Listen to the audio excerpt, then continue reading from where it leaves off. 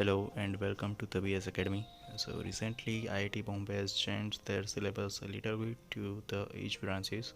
So according to the new syllabus, we have made these charts in our best possible ways, and these charts basically give you an idea how to prepare your own charts, because ultimately you have to make your own charts of every subject, and after that you will get that confidence. So basically these charts will give you the ideas and perfect information after referring all the reference books. Now the second subject is production technology.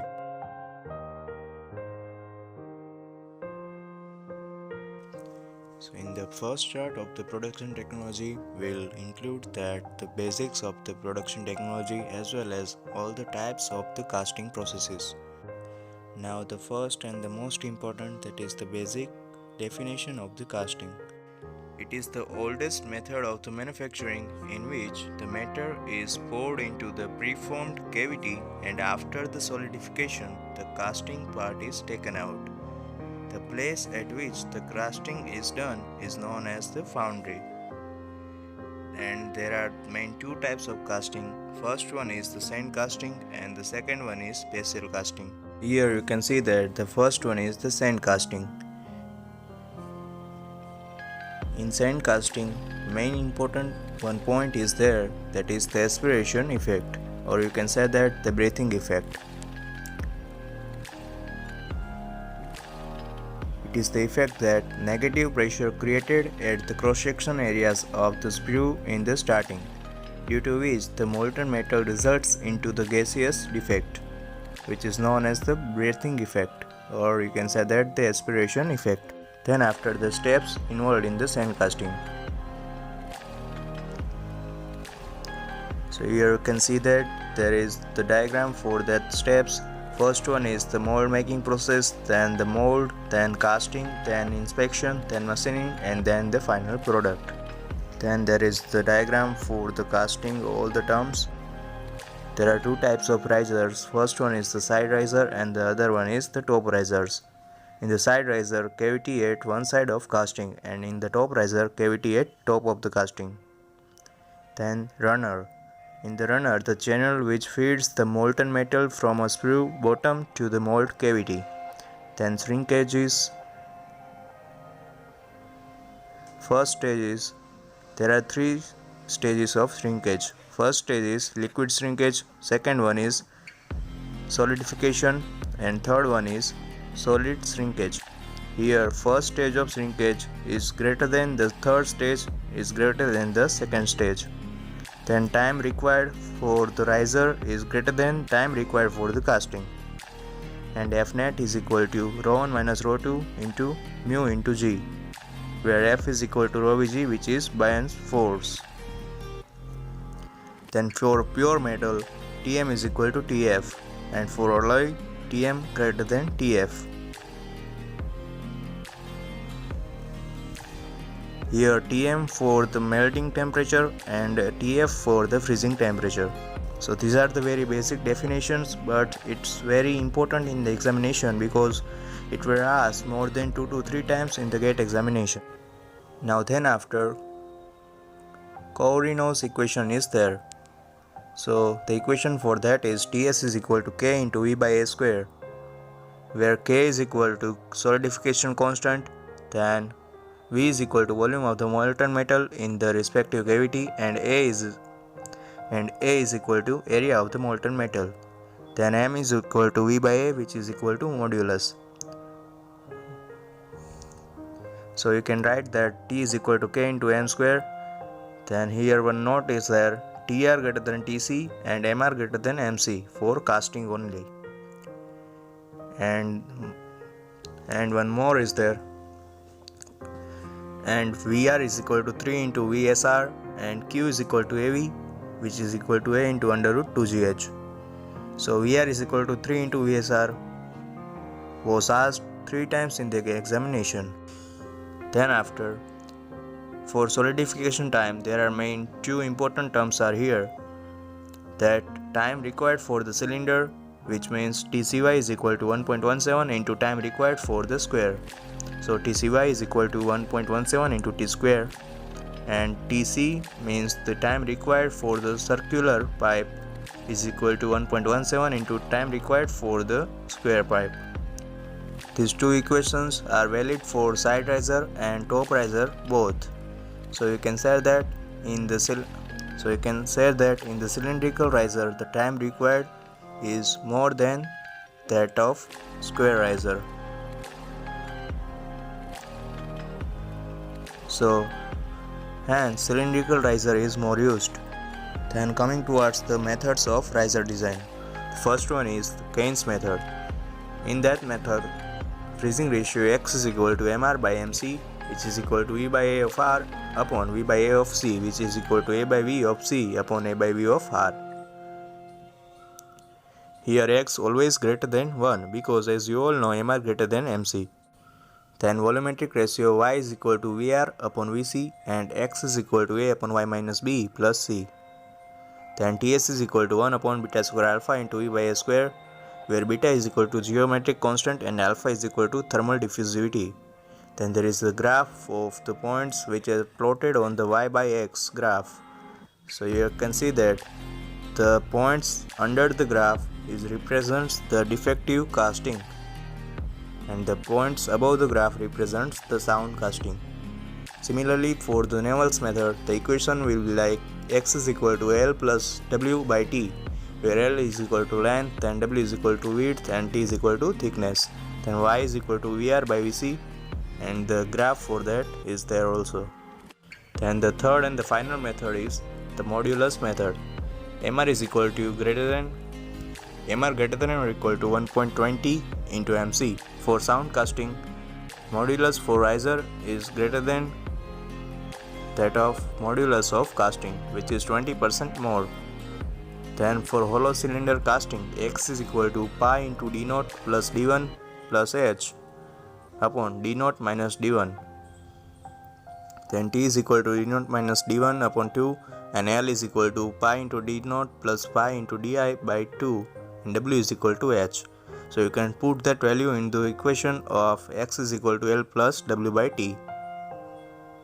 Here note is there, distance between the riser and the end of the castings is less than or equal to 4.5 into T and distance between the two riser is less than or equal to 4T. So these are the main two important notes which you have to remember.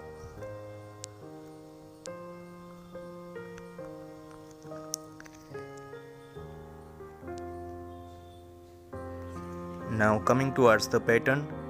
So it is the replica of the part being casted with same modification in size. Then types of patterns are there. First one is a single piece pattern which is used for the very simple casting. Then second one is split pattern or two piece pattern which is used for the complex part and withdrawal of patterns. Then third one is gated pattern which is used for the small components in the mass production. Then fourth one is cope and deck pattern which is used for big size casting. Then fifth one is match plate pattern which is used for the piston rings, small size casting and the precision casting. In mass production, match plate pattern is used. Then sixth one is loose piece pattern which is used in the parts with the internal webs are produced. Then seventh is sweep pattern which is used for the 2D pattern used to make 3D casting. In sweep pattern, the 2D pattern used to make the 3D casting. The examples are like cone, bells of temples. Then eighth one is follow board pattern which is used for the thin section or overhanging section in the casting. Then there is the note that padding is the extra material of the casting. Then to provide the uniform cooling rate, inoculants and the paddings and shields and insulating sleeves are used. Then sand molar is used to mix and prepare the molding sand and UTM is used for testing green strength. Here you can see that the first one is the refractoriness.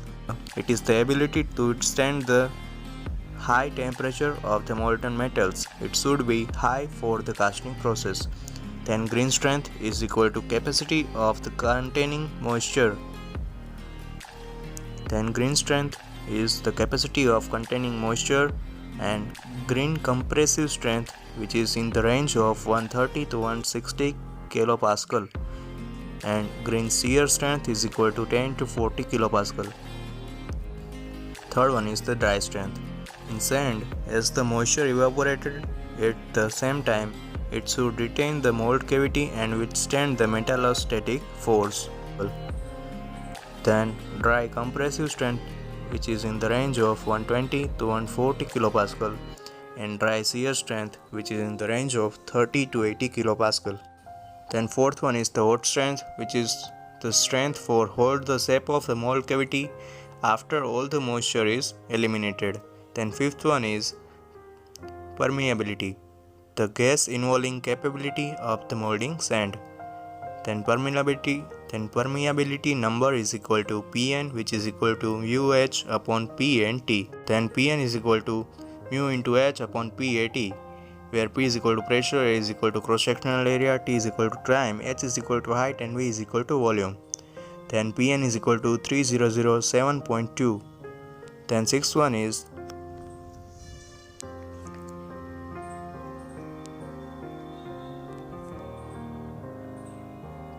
one is grain fineness number. So GFN is equal to the average grain size distribution of a given molding, and as the GFN is high, the grain size will low. Then seventh one is the flowability. It is the ability to flow over and around the pattern. Then eighth one is the adhesiveness, which is equal to bond between the two different materials. For example, mold sand and the flask, and for example, mold sand and the pattern. So between the two different materials, the bond is there, which is known as the adhesiveness. Then cohesiveness is the homogeneous type bond between the two same materials or two sand grains. Then 10th one is the toughness, which is the ability to resist the impact and shock loads of the molding sand. Then 11th is collapsibility, which is equal to ability to resist the metal contraction. Now moving towards the design of gating system. So here you can see that two designs are there. First one is the design of the top gate, and the second one is the bottom gate. In the both the type, the main equations are very important because from that equation the questions were asked. So for the top gate, Vg is equal to V3 is equal to under root 2 GHT, and Tf is equal to filling time, which is equal to m into Hm upon Ag into Vg, where m represent for the mold and G for the gate. Then for the design of bottom gate, Vg is equal to V3 is equal to under root 2G into Ht minus H. Then Tf is equal to 2 into Hm upon Ag into root 2G into under root Ht minus under root Ht minus Hm. So these are the main equations you have to note down. Now the ratio for the sprue, runner and ingot is the 1 gem 4 gem 4 for the NPGS system and 2 gem 1 for the PGS system. Then there are two types of solidification. First one is the skin forming and the second one is dendritic growth. In the skin forming, it takes place either in the pure metal or the alloys having eutectic composition, and it moves towards to center layer by layer. And in dendritic growth, it takes place when the mushy zone takes place during the solidification of the alloy. And in non-uniform solidification, to provide the uniform solidification, chills are used. Then types of sand, the composition of the sand mold. Generally, in the composition of sand mold, silica sand is 70 to 85%, clay is 10 to 20%, water is 3 to 6%, and additives are 1 to 6%. Then for the green sand, 2 to 6% of the moisture. For dry sand, evaporated or moisture sand, and the facing sand is near mold cavity. Then facing sand is used near mold cavity and more clay with silica. Then there are additives used in molding sand. So first one is the wood flour, which is used to improve the grain strength, and the collapsibility, which is used to resist the metal contraction. Then second one is the starch and the dextrin, which is used to organic blinders to improve the skin hardness, then resistance to deformation. Then third one is the iron oxide and the aluminum oxide, Fe2O3 and Al2O3, which is used to improve the hard strength of the casting of the grains and mold. Then fourth one is the coal dust, sea coal or silica floor, which is used to improve the surface finish and the resistance to metal penetration. So these are the points which were asked more than 3 to 4 times in the examination in the form of the table. That means you have to choose the respective additives. Then types of molding technique. There are 4 techniques are there. First one is the bench molding, second one is the pit molding, third one is the floor molding, and fourth one is the machine molding.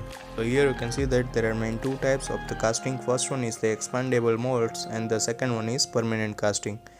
So in the expandable molds, you can say that the temporary molds are there. So there are 5 types of molding. First one is the sand casting, second one is cell molding, third one is investment casting, fourth one is full mold, and fifth one is CO2 molding, means carbon dioxide molding. And in the permanent casting methods, first one is the centrifugal casting and the second one is the die casting. So in the die casting also there are gravity casting and pressure casting, 2 types are there. And in the pressure casting, hot pressure casting and cold pressure casting are there. In the low melting point temperature, which is like PBSN, zinc and alloy, and the cold pressure casting is used for the high melting point temperature, which is like aluminum or copper alloy. Then second one is cell molding. In cell molding, the diagram as you can see here, in this casting, the final product having good dimensional accuracy and the very fine grain size of the sand. The limitations are weak cell and the small size mold, and the applications are cylinder and cylinder heads and piston rings and automobile transformation parts. Then third one is the slush casting. In the slush casting, the permanent die casting are there and detailed surface finish can be made. Applications are ornamental objects and the finish hollow statues. Then limitation is non-uniform thickness. Fourth one is die casting, which includes permanent die made of the grey cast iron and having low melting point, and it is suitable for the low melting point temperature, and the alloys like aluminum and the copper alloys. Then carburetors are made by the pressurized casting and pistons are made by gravity casting. And advantages are rapid production rate and the complex casting can be done, and one mold can be used more than one time. The examples of the die castings are like pistons, carburetors and toys and kitchen parts. Then after fifth one is centrifugal casting. As you can see here in the diagram, there is one cylindrical mold is there in which the pouring metal will be poured. So advantages of the cylindrical casting is, or you can say that the centrifugal casting is the free from the gaseous effect, and hollow castings can be made and no need of the runner. Casting yield is almost 100%, and casting yield is, and talking about the casting yield, for the true centrifugal casting is greater than for the semi and greater than for the centrifugal casting. Now the sixth and the most important casting is there, which is the investment casting. So here in the diagram you can see one pattern or cluster. First one is the pattern, second one is the investing, third one is defecting, fourth one is preheating, fifth one is pouring, and sixth one is devesting. There are application of these castings are in the blades and the vanes of the gas turbines, and the surgical instruments can be made from this casting, as well as aerospace and the rocket components can be also made by this casting. Then limitations are like this process is very costly and process cycle is long and level cost is high. Then advantages are, first one is very tight dimensional tolerances can be achieved in this casting, then excellent surface finish, then high melting point temperature, then almost all critical shapes can be casted by this method. Then there are one final topic is their casting defects.